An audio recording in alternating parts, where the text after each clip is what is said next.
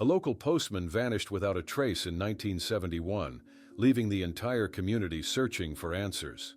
But 29 years later, his mailbag is discovered buried behind a church, and what they find inside makes everyone's blood run cold. In Springdale, Arkansas, the sun rose over misty autumn fields. Richard Miller awoke at precisely 6:15, as he had every weekday for the past 18 years.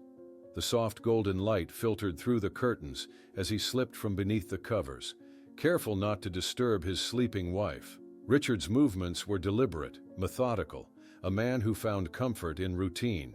Standing before the mirror in their modest bathroom, Richard carefully smoothed the creases in his postal uniform. The navy blue fabric, worn but meticulously maintained, represented more than just his livelihood. To Richard, the uniform was a badge of honor, a symbol of his place in the tapestry of Springdale life. Downstairs, Martha Miller moved about the kitchen with practiced efficiency, the scent of fresh coffee and bacon filling the air. She glanced up as Richard entered, his uniform impeccable as always, and smiled warmly at her husband of 20 years. "Coffee's hot," she said, sliding a mug toward him as he settled at the table. "Weather report says it'll turn cold later."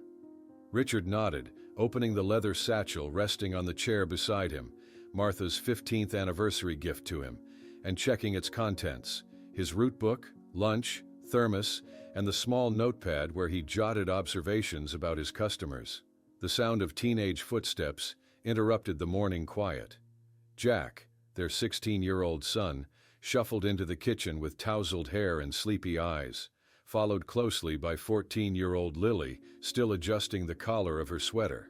Richard looked up from his satchel, eyes crinkling at the corners. "Great dreams bring great days, little ones," he said, the daily greeting as much a part of breakfast as the food itself.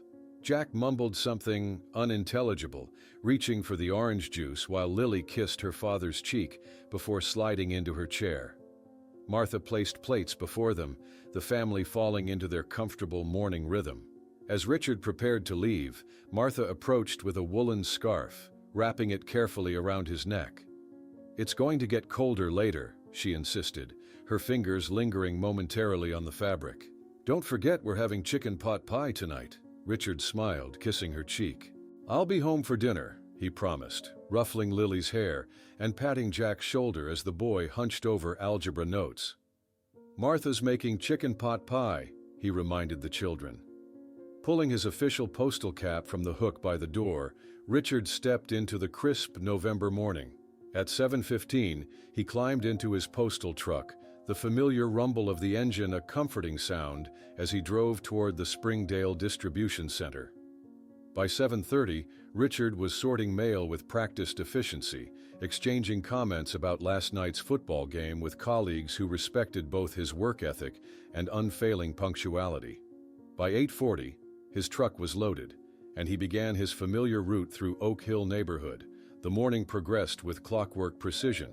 Residents adjusted their watches as Richard's truck turned onto their streets, his punctuality a neighborhood constant. At 10:30, he stopped at Eleanor Simmons' house on Maple Street, the 72-year-old widow waiting at her mailbox as she often did. "Beautiful chrysanthemums, Mrs. Simmons," Richard commented, handing over her mail. "Thank you, Richard," she replied, admiring her autumn blooms. "They're doing well this year."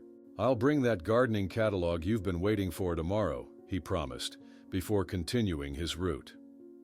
At 11:45, Doug Peterson, janitor at First Baptist Church, noticed the postal truck parked beside the building while checking a heating issue. He thought nothing of it, assuming Richard was making a delivery nearby.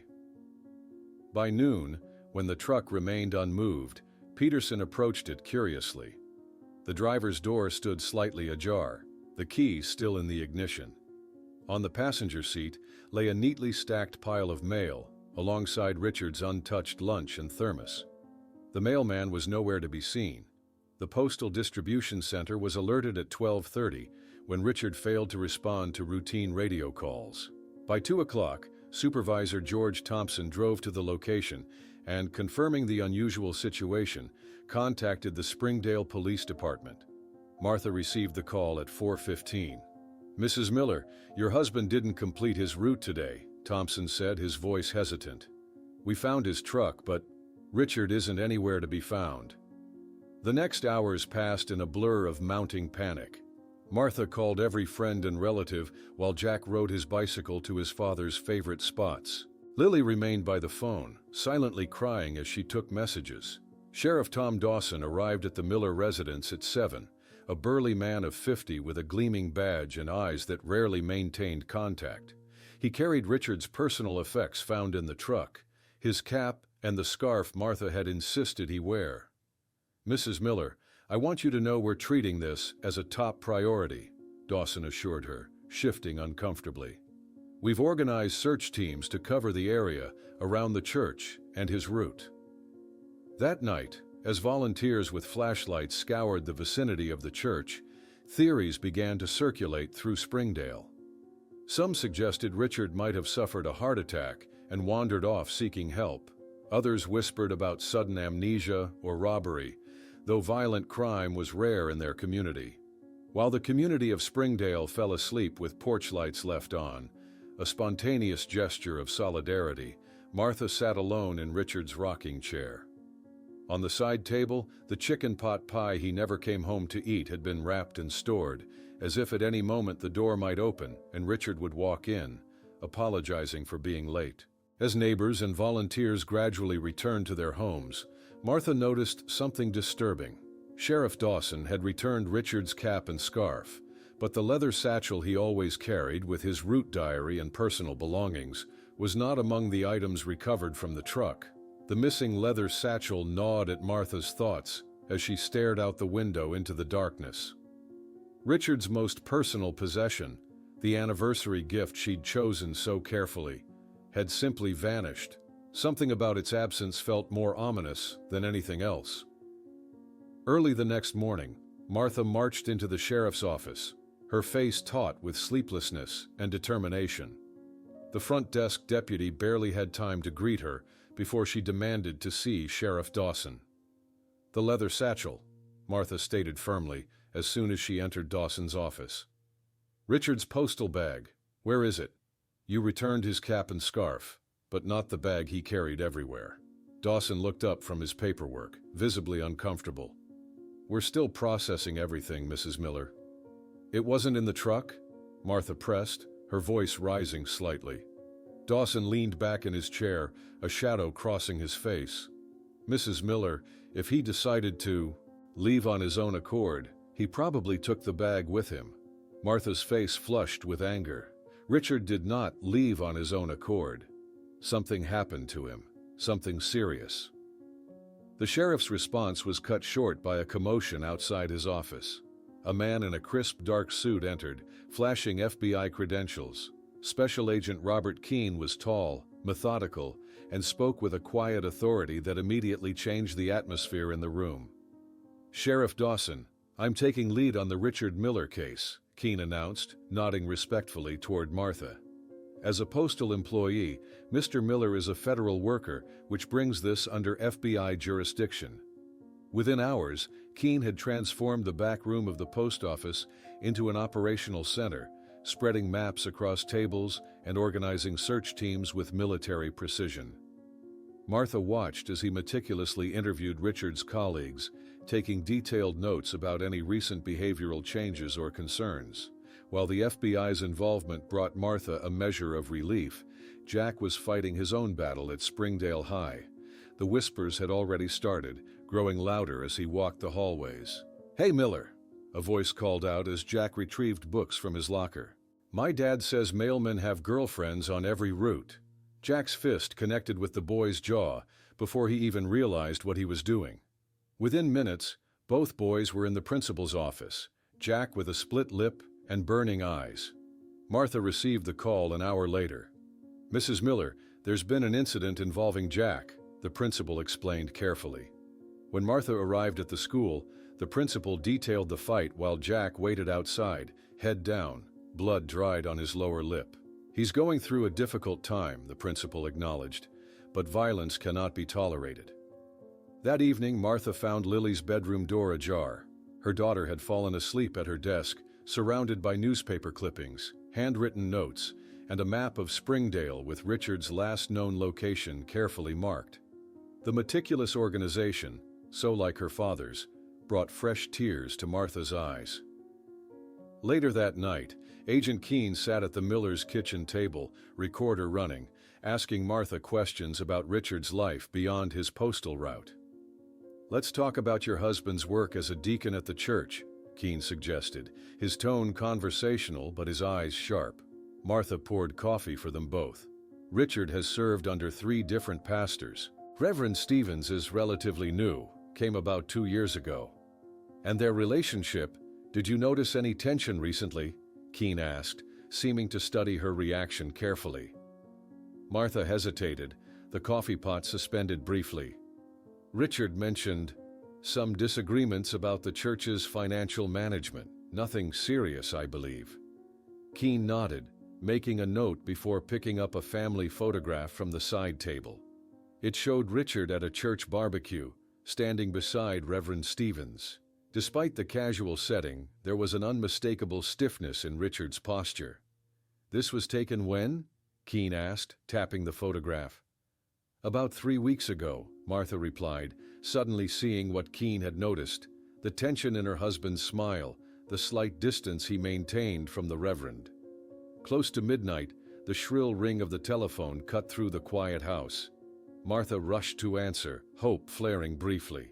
"Stop asking questions about the church," a male voice whispered before the line went dead. Her hands trembling, Martha immediately called the motel where Agent Keene was staying. 20 minutes later, Keene arrived at her door, concern evident as she explained about the threatening call. "There's something else," Martha added, her voice steady despite her fear.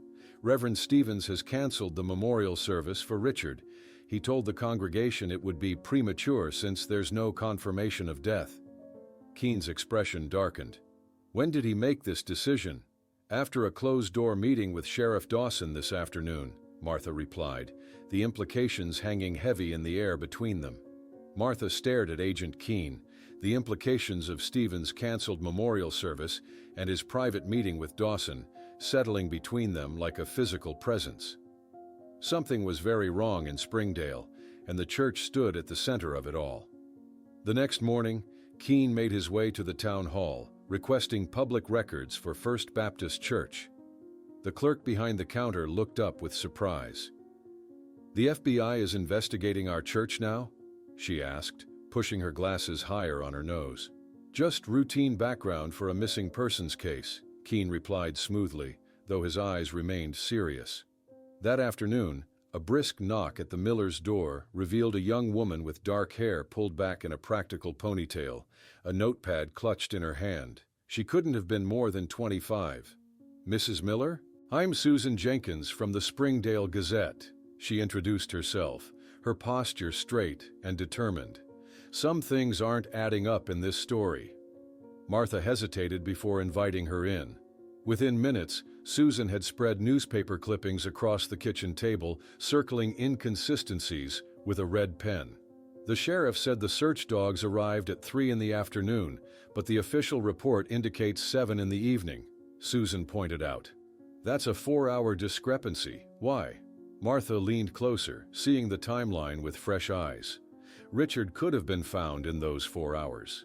While Martha and Susan analyzed the reports, Jack was making his own inquiries. He walked determinedly to the Postal Distribution Center, finding Bernard Williams, his father's colleague of 15 years, sorting mail in the back room. "Did my dad mention anything strange in the weeks before he disappeared?" Jack asked without preamble.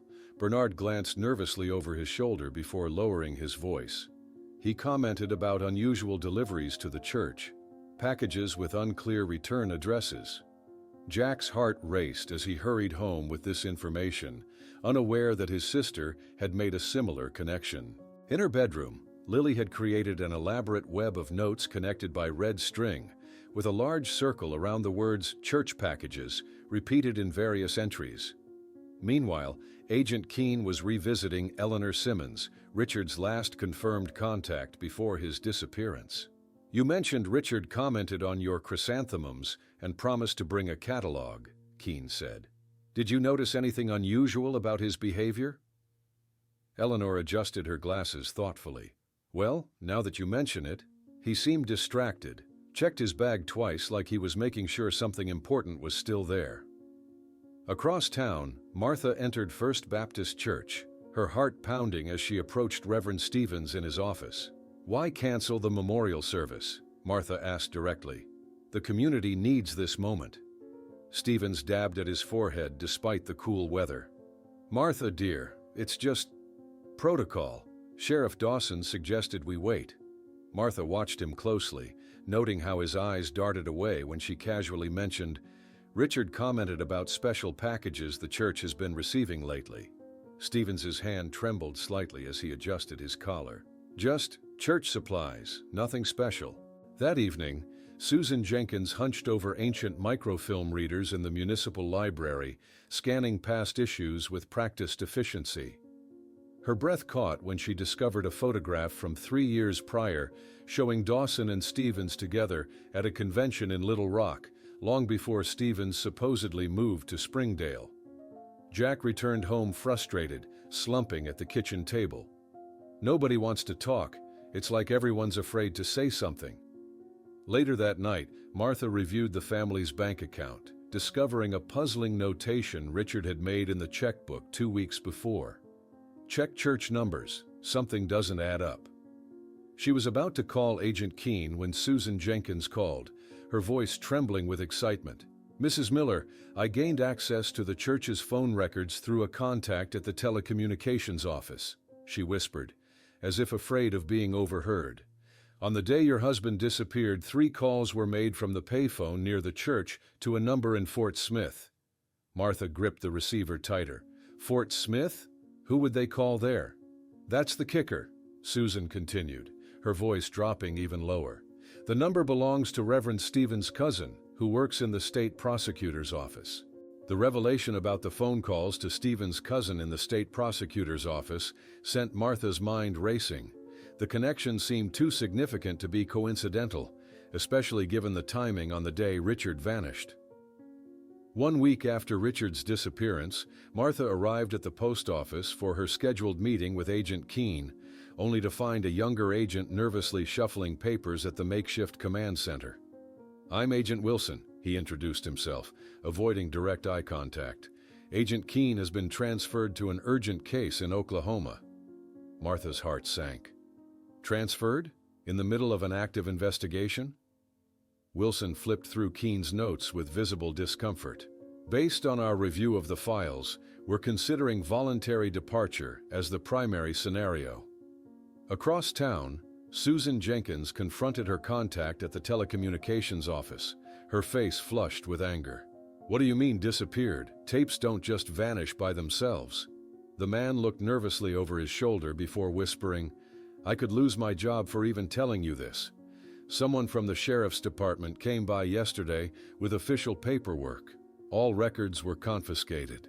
Later that afternoon, Martha sat at her kitchen table with Susan, the curtains partially drawn. That car, Martha whispered, discreetly pointing toward the street. 3rd day in a row, same officer, pretending to read the newspaper. Susan nodded grimly. They're watching us. But why? The next morning, Martha visited the bank to access their savings, only to face another obstacle. The manager explained with genuine regret, Mrs. Miller, without an official death certificate or a 7-year waiting period, access to joint accounts remains limited. Martha left the bank with barely enough cash to cover the upcoming bills.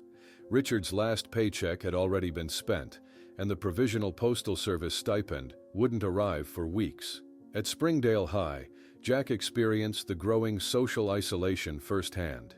Entering the cafeteria with his lunch tray, he headed toward his usual table, only to watch as his teammates silently rose and moved to another section. The message was clear: the Miller family had become untouchable. Meanwhile, Lily found cruel notes slipped into her locker. Your dad ran because he knew something. She tore them furiously, wiping away tears with the back of her hand. That afternoon, Martha reluctantly filled out forms at the library to resume her old part-time position. The director looked at her with an uncomfortable mixture of pity and unease, promising to see what she could do. In her small apartment, Susan had transformed her living room wall into an investigation board, with photos, newspaper clippings, and colored strings connecting various pieces of information. She stepped back, studying the pattern that was emerging, a pattern that pointed increasingly toward the church. Together, Martha and Susan researched Stephen's background, discovering newspaper clippings mentioning his missionary work in Ciudad Juarez, Mexico, before coming to Springdale. His credentials were impressive, an elderly former church board member told Susan during a discreet interview. But now that I think about it, we never actually verified his previous work. Later that evening, Martha drove slowly past the parsonage, her heart racing when she noticed boxes stacked inside the windows and a suitcase visible in the back seat of Stephen's car. On his way home from his new part-time job at the auto repair shop, Jack confronted the police officer who had been following him. "Why are you watching my family instead of looking for my dad?" The officer simply rolled up his window and drove away. That night, Martha and Susan spoke in hushed tones in the Miller's kitchen, curtains drawn tight. Martha suddenly stopped mid-sentence, holding up her hand. "Did you hear that?" After Susan left, Martha discovered the back door lock had been subtly tampered with. In Richard's home office, drawers were slightly misaligned, his personal documents rifled through by someone searching for something specific. Sleep came fitfully that night, and dawn had barely broken when frantic knocking jolted Martha awake. Susan stood on the porch, her face pale with urgency. Reverend Stevens disappeared overnight, emptied his bank account, and the worst part, sources in the police department confirmed that Sheriff Dawson has officially filed your husband's case as missing by choice, effectively ending the active investigation. Stevens's sudden disappearance confirmed Martha's growing suspicions that her husband's case was far more complex than a simple missing person investigation. With the official inquiry now effectively closed, she faced the crushing reality that finding answers would depend entirely on her own determination. 1 month after Richard's disappearance, Springdale settled into an uneasy new normal. The initial shock had given way to persistent rumors, dividing the community between those who believed Richard had abandoned his family and others who suspected darker forces at work. Martha had reluctantly returned to her position at the town library, mechanically stamping books while feeling the weight of curious stares from patrons who now viewed her as either victim or fool. "That's enough speculation about Miller and Dawson," Susan's editor barked, slapping his hand on her desk at the newspaper office. "We're getting subscription cancellations. People don't want to read about corruption in their morning paper." Susan stood her ground. "People deserve the truth, especially when it involves public officials." "Find another story," he replied firmly, walking away.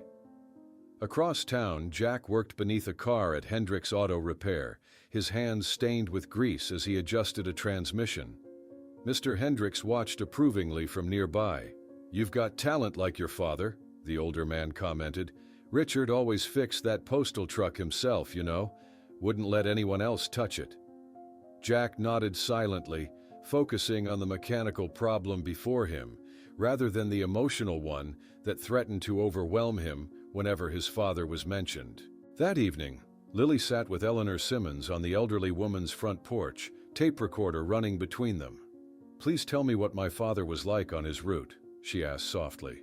"I want to preserve these memories." Eleanor smiled fondly. "He always remembered my birthday. 36 years I've lived in this house, and Richard would always say, 'Special delivery for the birthday girl,' even though I'm old enough to be his mother." Meanwhile, Martha opened a letter from the Postal Service, the official letterhead making her heart race momentarily before plummeting as she read. "After 30 days without evidence of crime, Richard Miller has been classified as absent by personal choice, affecting his benefits and pension." The following morning, Susan's phone rang in her apartment. "Curious journalists have accidents," a muffled voice warned. "Think about your career and your safety." She hung up with trembling hands, but refused to be intimidated. Sunday morning found Martha at First Baptist Church, now led by an interim pastor. She noticed how congregation members avoided eye contact or offered only superficial condolences. The church that had once been a second home now felt like hostile territory.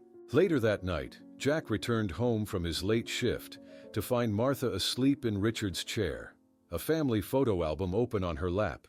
He gently covered her with a blanket, noticing the tracks of dried tears on her cheeks. In her bedroom, Lily methodically organized cassette tapes in a box labeled Memories of Richard Miller, each carefully dated and identified with the interviewee's name. Her grief had found purpose in documentation, preserving her father's legacy one testimony at a time. The following afternoon, Doug Peterson, the church janitor who had discovered Richard's abandoned truck, nervously approached Martha in the library parking lot. "I need to talk to you," he whispered urgently. "Not at the police station, not in public." 15 minutes later, they sat in Peterson's car, the janitor constantly checking the rearview mirror. "I never told anyone this," he began, his voice low. "I saw Dawson coming out the back of the church that day. He seemed agitated." Martha's pulse quickened. "Before you found the truck?" Peterson nodded. "He was putting something in his patrol car trunk. When I gave my statement later, he was right there in the room. You understand?" After their conversation, Martha drove to the site where Richard's truck had been found, trying to reconstruct the events. She noted the close proximity of the church's back parking lot, perfectly visible from where the postal truck had been abandoned. That evening, Susan secretly photographed the area behind the church, discovering a wooded section that provided perfect visual cover from the main road, an ideal location for an ambush or confrontation. At home, Martha updated the timeline based on Peterson's revelation, realizing there was approximately a 30-minute window unaccounted for in the official reports, precisely when Dawson had been seen behind the church. As she added the new information to the chronological map Lily had created, the telephone rang. Martha answered to hear Bernard, Richard's colleague from the post office, his voice trembling and hurried. "Martha, I found something in the postal depot, a package addressed to the church that Richard set aside the day he disappeared, but never delivered. It's hidden and has something handwritten on the side. Evidence, RM. You need to see this before anyone finds out." Martha's heart pounded as she drove to the postal depot, her mind racing with possibilities about what Richard might have discovered. The empty building echoed with her footsteps as Bernard led her to a secluded corner behind stacks of mail sacks. "I've kept this hidden since that day," Bernard whispered, constantly glancing toward the door. He reached behind a loose panel in the wall and withdrew a yellowed package. Martha's hands trembled as she examined it. The Mexican postmark was clear, dated November 10, 1971, 2 days before Richard vanished. In the corner, her husband's neat handwriting spelled out, "Evidence, RM." A faint white residue dusted the interior when she carefully peered inside. "You can't mention my name," Bernard pleaded. "I have a family." That evening, Martha arrived at Susan's apartment with the package wrapped in her scarf. The young journalist examined it under ultraviolet light, photographing every detail. "We need chemical analysis," Susan said, carefully resealing the package. "I know someone at the state lab who can help," discreetly. The following afternoon, they met Dr. Wilson, a retired forensic chemist, in his home laboratory. The elderly man carefully tested the residue, his expression growing grave as he completed his analysis. "Definitely heroin, high purity," he confirmed, removing his glasses. "Street value would be significant." Susan added this new evidence to her investigation board, connecting strings between the various elements: Mexican postal route, packages to the church, Stevens with history in Ciudad Juarez, Dawson covering up. "Richard discovered a drug trafficking operation," Martha whispered, the horrible truth finally crystallizing. Returning home that evening, Martha froze at the sight of her front door standing slightly ajar. Inside, drawers had been emptied onto the floor, furniture overturned. On the hallway mirror, written in Martha's own red lipstick, were the words, "Stop now." The telephone rang just as she was calling the police. Martha answered with trembling hands. "Think about your children, Mrs. Miller," a muffled voice warned. "Accidents happen to teenagers." The threat materialized the very next day. As Jack left school, two police officers Martha didn't recognize approached him, slamming him against a patrol car while one discovered a small bag of white powder in his backpack. At the police station, Martha confronted the impassive desk sergeant. "My son has never used drugs in his life. This is obviously a setup." "The evidence speaks for itself, Mrs. Miller," the officer replied coldly. "He's being processed now." It took 3 hours and an urgent call to an attorney before Jack was released. No charges were filed, but the message was crystal clear. They could reach the Millers anywhere, anytime. Across town, Susan returned to her apartment to find the door splintered open. Her computer lay smashed on the floor, and every file, photograph, and note related to the Miller case had vanished. The next morning, Martha received a call from the hospital.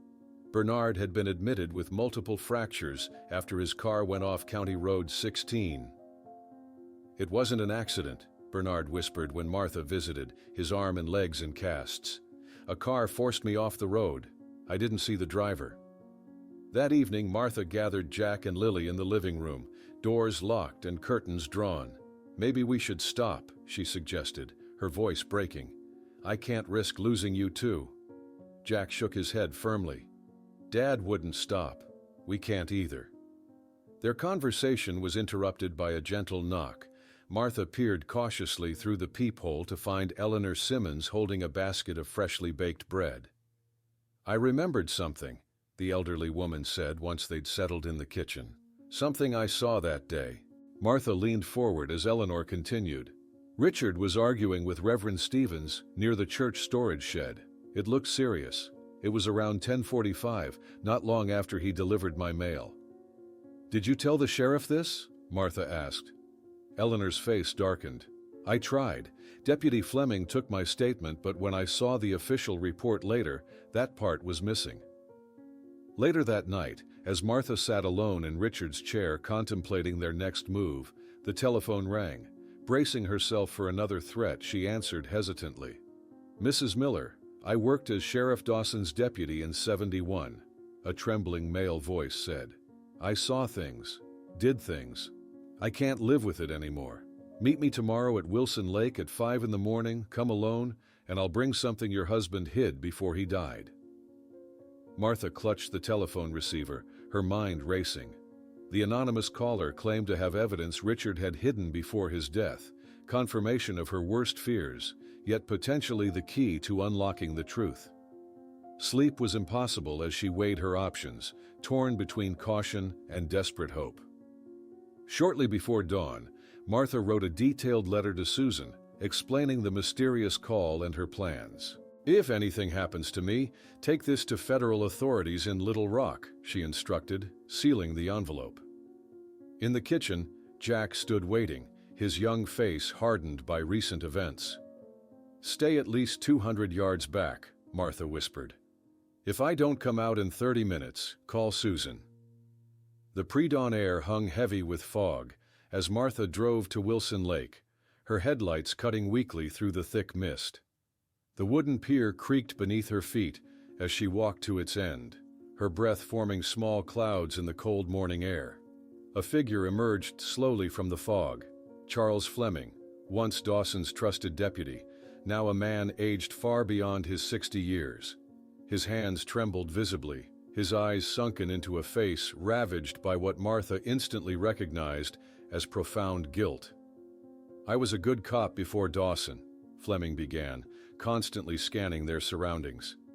"Then I started seeing things, ignoring things, for money." Martha said nothing, waiting as Fleming reached inside his jacket, producing a package wrapped in waterproof plastic. "Your husband's diary," he explained, his voice barely audible above the gentle lapping of the lake. "I managed to get it from his bag before Dawson buried it." Martha's hands shook as she carefully unwrapped the leather-bound journal, immediately recognizing Richard's meticulous handwriting. The pages contained what appeared to be detailed observations about suspicious deliveries, dates, and coded references. Richard discovered the packages, Fleming continued, his voice breaking. He confronted Stevens at the church. Dawson was called. I was in the patrol car. I heard the shot. Tears slid silently down Martha's cheeks as Fleming described what happened next. They buried him in the church backyard, near the big oak tree. The satchel was buried separately. Fleming stood abruptly, panic flashing across his face. I can't testify. I have family. But you have the diary now. It's your proof. The distant sound of an approaching vehicle cut through the fog. Headlights swept across the trees at the lake's edge. Never mention my name, Fleming whispered urgently, already backing away. They're still in Springdale. Martha watched him disappear into the mist before hurrying toward the trees where Jack waited. They sprinted to her car, pulling away from the lake moments before a patrol car appeared on the road behind them. By mid-morning, Martha and Susan sat in a motel room on the outskirts of town, examining the diary under the dim lamp. Richard's entries revealed a pattern he had meticulously documented over months. Suspicious packages from Mexico, always delivered on Tuesdays, always collected personally by S, and never registered in church records. He mapped the entire scheme, Susan whispered, photographing each page. Dates, delivery patterns, even suspicions about who was involved. One entry from early November stood out. Package today contained white powder residue, similar to reports from DEA bulletin at postal conference. Must confirm before reporting. Later that afternoon, Martha used a public phone booth to contact a federal prosecutor in Little Rock, her voice steady despite her racing heart. I have concrete evidence of corruption and murder involving the Springdale sheriff. Edward Hayes, known for his tough stance on corruption, agreed to meet her the following morning. For the first time in weeks, Martha felt a glimmer of hope as she returned to the motel where Jack and Lily waited. That evening, Martha, Susan, and the children packed their meager belongings, planning to leave for Little Rock at first light. The diary and photographs were carefully hidden in Lily's toiletry bag, the last place anyone would likely search. Just before midnight, the motel room phone rang shrilly. Martha answered to hear her neighbor's panicked voice, shouting that the Miller house was engulfed in flames. In the background, she could hear the authoritative voice of Sheriff Dawson, organizing a perimeter around the burning property, declaring it an electrical issue with the old wiring. The unmistakable sound of Sheriff Dawson's voice, organizing the destruction of their home, confirmed Martha's worst fears. This was no accident. It was a warning, a message that nowhere in Springdale was safe for the Millers anymore. They're burning our evidence, Martha whispered, her knuckles white as she clutched the phone. They're trying to destroy anything that might connect Richard's disappearance to the church. Susan immediately sprang into action, her reporter's instincts taking over. We need to get you out of Springdale now, not tomorrow. They'll check motels next.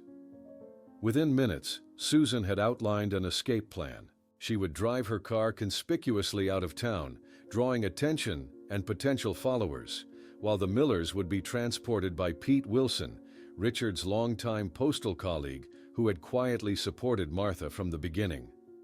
I owe it to Richard, Pete said when they called him, his voice gruff with emotion. Always knew something was wrong with how they handled things. Under the cover of darkness, Susan spread a detailed map across the motel bed. I'll take the main highway, making sure I'm seen. They'll follow me, thinking you're with me. Pete will take you through the forest routes to Little Rock. Jack carefully concealed Richard's diary in a secret compartment of Pete's truck, while Lily tucked the photographic negatives into an innocuous box of tissues. Martha gathered their meager belongings, leaving behind anything that could slow their escape. Just after 2 a.m, Susan departed ostentatiously, her car's headlights cutting through the night. From the shadows of the motel parking lot, Martha noticed a patrol car immediately pull out to follow at a discreet distance. 15 minutes later, Pete's weathered truck rolled quietly into the back entrance. Martha and her children huddled in the cab, covered with tarps, as the truck navigated back roads in the darkness. "Suspect located on Highway 71, crackled Dawson's voice over the police radio Pete had installed years ago to monitor emergency situations. "All units, block exits to Little Rock." Martha's breath caught as Pete suddenly veered onto a narrow dirt path, branches scraping against the truck's sides. "They've set up roadblocks on the main roads," he explained, navigating by memory through the pitch-black forest. "Don't worry, I know these woods better than any of them." For hours they crawled through forgotten logging trails and creek beds, the truck's suspension groaning in protest. Nobody spoke, the tension too thick for casual conversation. Jack held his sister's hand, both teenagers showing a maturity far beyond their years. As dawn broke, Pete's truck emerged from the forest onto a state highway. Martha saw the sign reading Little Rock, 30 miles, and felt the collective sigh of relief in the cab. At a gas station on the outskirts of Little Rock, Martha used a payphone, her voice urgent. "Prosecutor Hayes, this is Martha Miller. We're on our way. I believe our lives are in danger." 3 hours later, they sat in Hayes's federal office, the prosecutor initially skeptical as he listened to their story. "Mrs. Miller, accusing a sheriff of murder and corruption requires substantial evidence." Martha spread Richard's diary, Susan's photos, and her meticulous notes across Hayes's desk.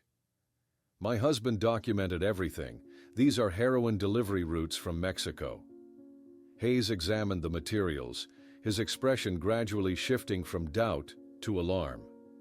"This corresponds with fragmented intelligence we've been gathering about an interstate operation," he admitted, reaching for his phone. By evening, Martha, Jack, and Lily had been escorted to a hotel under federal protection. For the first time in weeks, they felt a measure of safety with federal agents stationed in the hallways. Later that night, Hayes returned with confidential files, his face grim.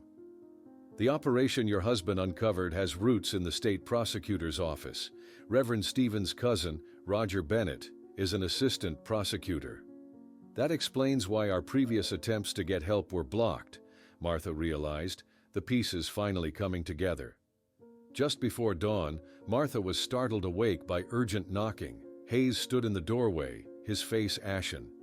"Mrs. Miller, I've just received word that Susan Jenkins was found unconscious on a roadside. She's alive, but her camera with the diary photo negatives is missing, and most concerning, someone in my own office leaked information about your location to Springdale." Hayes's revelation sent a chill through Martha's body. The danger was closer than she'd imagined, infiltrating even the federal protection they'd sought. "We need to move you immediately," Hayes said, already on his phone coordinating with trusted agents. "We have a safe house managed by the Witness Protection Program that only my most trusted team knows about." Within 30 minutes, Martha and her children were bundled into an unmarked vehicle. Blindfolds were applied for part of the journey, standard protocol, Hayes explained, to protect both them and the agents involved. The pre-dawn drive seemed endless, as they changed vehicles twice before arriving at a modest farmhouse outside Little Rock. Inside, Hayes had established a command center with maps of Springdale on the walls and a team of carefully vetted agents. "Operation Silent," Hayes instructed his team. "We don't want them to know we're coming." Later that day, Martha was permitted to visit Susan in the hospital under heavy guard. Her young friend's face was badly bruised, one eye swollen shut, but her spirit remained unbroken. "They followed me when I left town," Susan explained, squeezing Martha's hand. "Rammed the back of my car, forced me off the road. 2 men in masks. They kept asking about the diary and photos." Martha fought back tears. "I'm so sorry, Susan." "Don't be," Susan whispered fiercely. "This proves we're onto something big." Meanwhile, a forensic team worked discreetly behind First Baptist Church under cover of darkness. Ground-penetrating radar had identified anomalies in the soil near the oak tree Fleming had mentioned. "Minimal lights," the lead forensic agent instructed as they began the careful excavation. Shortly after midnight, a hushed call came through to Hayes. The team had discovered fabric fragments in the disturbed soil, blue material consistent with a postal uniform, preserved in the clay soil beneath the oak tree. In the FBI operations room, agents watched the live feed from the excavation site. Confirmed, 3 sets of human remains, consistent with the period and descriptions of missing persons. At the same time, federal agents apprehended Roger Bennett at Little Rock Airport as he attempted to board a flight to Mexico, his suitcase containing over $50,000 in cash. The following morning, Hayes showed Martha photographs of 3 men. Besides Richard, we found Timothy Wells and Victor Ramirez, both truckers who disappeared in 1970 and 71. Martha nodded slowly, the horror of what Richard had stumbled upon finally becoming clear. He discovered something much bigger than he realized. Charles Fleming arrived at the federal building later that afternoon, escorted by agents who had located him in Fort Smith. "I'm ready to tell everything," he said. His shoulders slumped with the weight of long-carried guilt. "I can't bear it anymore." Back at the safe house, Jack and Lily worked with investigators, spreading diary pages across a table to reconstruct the timeline of events leading to their father's murder. Jack pointed to a specific entry from late October. "Dad wrote here, packages always arrive on Tuesdays, always personally collected by S, never registered in church books." Lily traced the pattern through earlier entries. He was tracking this for months before he disappeared. "Look at these notes about specific weights and delivery times." In Springdale, Sheriff Dawson sat in his office frantically shredding documents when his phone rang. "They found the bodies?" he barked into the receiver. "Shit, and Fleming's talking?" Simultaneously, FBI agents executed search warrants at the Springdale Police Department and Stevens' former residence, seizing records and evidence that had been hidden for nearly 3 decades. At the safe house, Hayes received an urgent alert from a trusted source within his office. "We have a leak. Someone accessed the safe house file. Miller needs to be moved immediately." Before Hayes could contact the security team, Martha was startled by the sound of breaking glass from the kitchen. Following the safety protocols they'd been taught, she quickly woke Jack and Lily. "To the panic room now," she whispered urgently, guiding her children toward the reinforced room they'd been shown upon arrival. As they locked themselves inside, gunshots echoed through the house. The children huddled against Martha as the shooting continued, then abruptly stopped. Silence fell, broken only by their rapid breathing. "Martha, it's me, Hayes," called a familiar voice from outside the panic room door. "It's safe now. We got Dawson alive, and he's willing to deal. Says he can lead us to Stevens, who's been hiding in Mexico since 1971 in exchange for not seeking the death penalty." Martha's hand trembled as she turned the heavy lock on the panic room door. The metallic click echoed in the small space as Hayes's face appeared in the opening, exhaustion etched into his features. "It's over, Martha," he said, helping her step over broken glass in the hallway. Dawson broke down completely when cornered. 29 years of guilt can do that to a man. In the safe house living room, Dawson sat handcuffed, his once imposing frame now hunched and defeated. He barely looked up as Martha entered, shame preventing him from meeting her eyes. "Stevens is living under the name Paul Henderson in Puerto Vallarta," Hayes explained, spreading photographs across the table. "Beachfront villa, guards, the works. Mexican authorities are cooperating fully." The federal operation moved with precision over the following days. At dawn in Puerto Vallarta, a tactical team quietly surrounded a white villa overlooking the ocean. Stevens, now gray-haired but still recognizable, was captured while having coffee on his veranda, the morning newspaper spread before him. When Hayes called with the news, Martha sank into a chair, overwhelmed. "It's finished. We arrested Stevens. He's already being extradited. All the main players are in custody." Jack and Lily embraced their mother as she finally allowed herself to weep freely, 3 decades of uncertainty washing away with her tears. The burden they had carried for so long was lifting, making space for a different kind of grief, one that could finally begin to heal. A week later, Hayes held a federal press conference, cameras flashing as he detailed the operation. What began as the investigation of a missing mailman revealed an international drug trafficking operation that operated for years under the protection of corrupt officials. The evidence was overwhelming. Fleming's testimony, corroborated by physical evidence and Richard's meticulous notes, revealed how the conspirators had used the postal service and church connections to distribute Mexican heroin throughout Arkansas and neighboring states.